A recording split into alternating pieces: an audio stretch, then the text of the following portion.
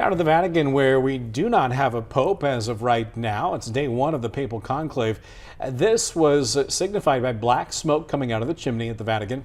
As a reminder, the new pope being elected is signified by white smoke coming out of that same chimney.